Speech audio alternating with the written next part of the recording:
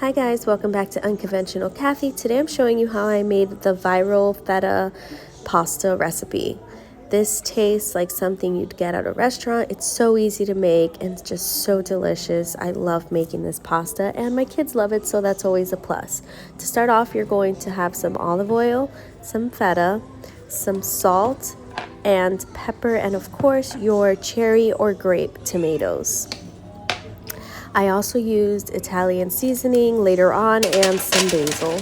They used fresh basil in the original recipe, but I just use whatever I have on hand. And also you're going to add garlic after this bakes. But to start off, these are just the ingredients you're going to make or you're going to use.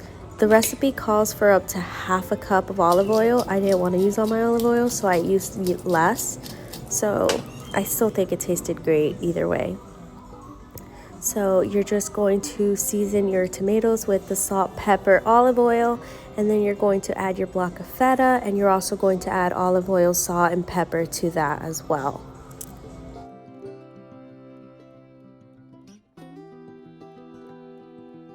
You're going to preheat your oven to 400 degrees and you're going to bake this for about 30 to 35 minutes. You just want to make sure that your tomatoes start bursting and that your feta cheese is nice and soft.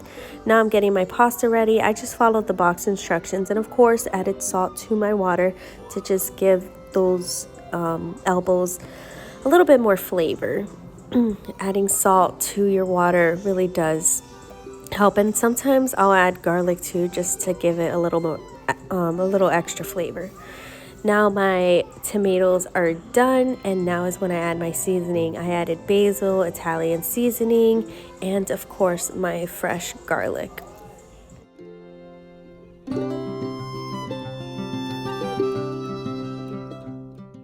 This could have used a few more minutes in the oven because the feta wasn't as soft as I normally like it to be, but I was hungry, it smelled delicious, and I just wanted to eat. So I went ahead, stirred it anyway, and while stirring it, it heated up and melted.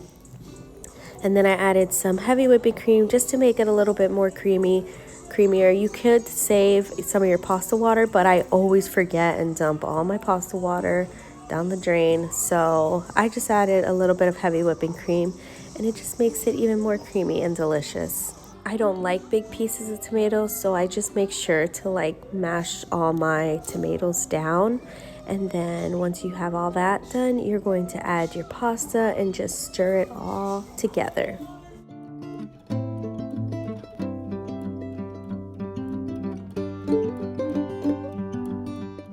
There are so many different ways that you can make this recipe. I've seen people use different cheeses. You can add Parmesan cheese. You can add shrimp to this and bake it. I think they add it about halfway through baking. You wouldn't want to add it at the beginning because then your shrimp will get all rubbery. But seriously, there's just a bunch of ways that you could do this recipe, and it is so easy and simple. But I just kept it simple today, and it was so good and easy to make. I decided to add some parsley at the very end just to garnish, and it made it all look pretty. And I don't know if it added to the flavor, but it still tasted great.